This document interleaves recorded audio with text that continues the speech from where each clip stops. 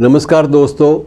चलिए दोस्तों, आज एक ऐसे शख्स की कहानी आपस में बांटते हैं जिस शख्स ने ज़िंदगी को और जीने के सलीके को बिल्कुल नए ढंग से परिभाषित किया है। इस शख्स को अब तक कोई राष्ट्रीय स्तर पर बहुत बड़ा सम्मान नहीं मिला, उसकी चर्चा भी कम होती है, लेकिन चर्चा क्यों कम होती है ये बात समझ से परे है। बहरहाल हम चर्चा ज़रूर करेंगे, उस बारे में बांटेंगे, क्योंकि उसकी ज़िंदगी का जो भी अब तक का दस्तूर रहा है, अब तक जो क्रियाकलाप रहा है, वो इतना प्रेरणादायक है कि आज के आपदा युक्त माहौल में उससे बड़ी इंस्पिरेशन, उससे बड़ी प्रेरणा शायद हमें और कोई ना मिल पाए।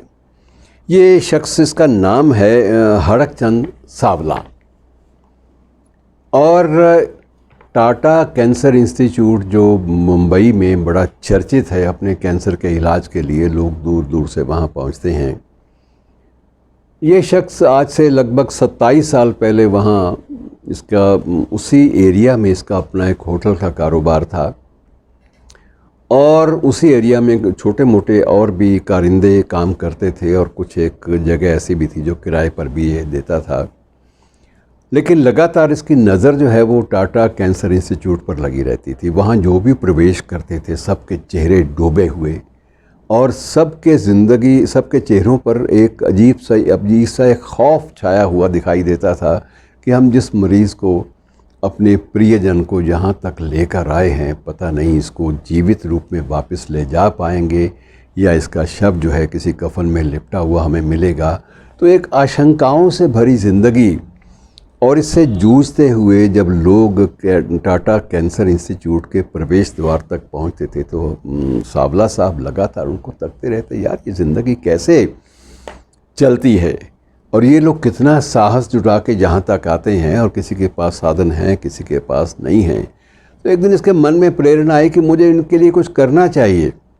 अगर मैं वाकई किसी धार्मिक आस्था में, या अगर मानवता को अपना धर्म मानता हूँ, अगर मैं समझता हूँ कि मैं इंसान की औलाद हूँ, तो जब इंसानों के लिए कुछ ना किया तो किसके लिए किया। तो इसने एक फ़ैसला ले लिया कि ये अपना धंधा जो है, अपना होटल जो है, उस कारोबार को अलग रखकर ये सिर्फ़ उन कैंसर के मरीज़ों की देखभाल करेगा। और दूसरी बात, इसने धीरे धीरे ये भी सोच लिया कि मैं इनके साथ जो अटेंडेंट आए हैं इनको भी निःशुल्क खाना, जो फ्री खाने की व्यवस्था मैं करूँगा। और मित्रों, ये अपने ही संसाधनों से लगभग 700 लोगों को प्रतिदिन खाना खिलाता है। और इसकी तसल्ली नहीं हुई, क्योंकि दुखों का अंत सिर्फ खाना खिलाने से नहीं होता। उनमें बहुत सारे मरीज़ ऐसे भी हैं जिनके पास इतने महंगे हॉस्पिटल में इलाज कराने के लिए दवा दारू के पैसे नहीं होते। इसने सोच लिया कि मैं एक मेडिसिन बैंक भी बनाऊंगा। इसने कुछ डॉक्टरों से बात की, कुछ उनसे मदद ली, मदद कैश में नहीं बल्कि दवाइयों की शेप में, कि वो कुछ केमिस्टों से बात की, कुछ एसोसिएशन से बात की, और जो जो दवाएँ वहाँ पर अक्सर खर्च होती थी उनका एक मेडिसिन बैंक बना दिया। फिर इसको लगा कि बहुत सारे बच्चे भी हैं कैंसर के रोगी, उनका मन कैसे लगे, लंबा इलाज चलना है। इसने एक खिलौना बैंक भी साथ शुरू कर लिया, और सबसे अपील की, भाई आपके घर में कोई खिलौने हो तो वो ले आइए, इस बैंक में जमा कराइए। और वो खिलौने रुचि के अनुसार उन बच्चों के बेड्स पर जाकर सौंपता था जो बच्चे बीमारी से जूझ रहे हैं, पता नहीं कि वो उनकी ज़िंदगी की क्या मोड़ लेती है, कैसे वो ज़िंदा वापस आते हैं। और इस तरह से इसने ज़िंदगी में लगभग, आप अंदाज़ा लगाइए कि 1,80,000 कैंसर के रोगियों की खिदमत की। 1,80,000 का आंकड़ा सिर्फ इस आदमी के नाम है, और ये निरंतर अपनी सेवाएं जारी रखे हुए हैं। ये लोग, बहुत सारी संस्थाएं आगे आती हैं कि अगर हमारी संस्था का नाम बीच में जोड़ दो तो हम लोग तुम्हें फाइनेंशियल एड देने को तैयार हैं। कि ये नहीं मानता कि अगर आपने कोई काम करना है तो अपनी संस्था की ओर से आप करिए। जो काम मैं कर रहा हूँ वो अपने संसाधनों से कर रहा हूँ, और अगर आप इसमें कुछ योगदान देना चाहते हैं, राशन के रूप में, खिलौनों के रूप में, दवाइयों के रूप में, तो आप दे दें। लेकिन इसमें भी अगर आप अपनी वो जय जयकार करवाना चाहते हैं तो ये मेरा मकसद नहीं है।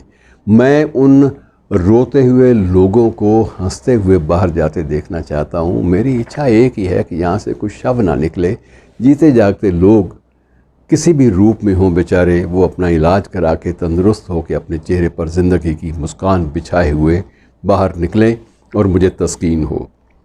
तो मित्रों, कई बार हैरानी भी होती है कि ऐसा कैसे होता है। मित्रों, जब हम आज की आपदा के बारे में सोचते हैं तो हर दिन हमारे सामने ऐसे स्वरूप आते हैं कि जब हमें सोशल डिस्टेंसिंग का स्लोगन दिया गया और ये कहा गया कि जीना है तो इसको अपनाओ, दूरियां बनाने की बात जो है वो कही गई। और ये सच्चाई भी है कि अगर हम दूरियां नहीं बनाएंगे तो ये जो नया वायरस आया है ये ज़िंदगी को तहस नहस कर देगा, और कर रहा है, ये आपके सामने है। और मित्रों, ऐसे अवसरों पर, ऐसे हालात में हरक चंद सावला जैसे लोग जो हैं हमारे लिए प्रेरणा का बिंदु बन के सामने आते हैं।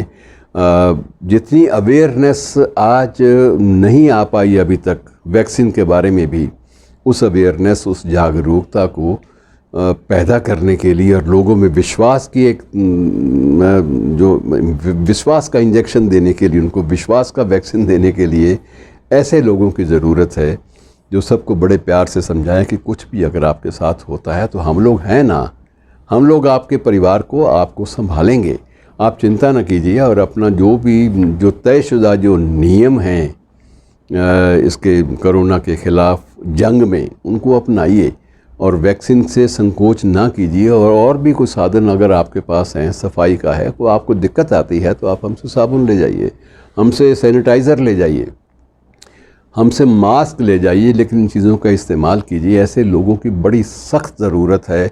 लेकिन मित्रों, हकीकत ये है कि हमारे देश में इतनी बड़ी आपदा के बावजूद अब वैक्सीन की भी शॉर्टेज महसूस की जाने लगी है, और मास्क जो हैं उनकी प्रोडक्शन कहते हैं कि थोड़ी सी कम हो गई है, मांग जो है कम हो गई है।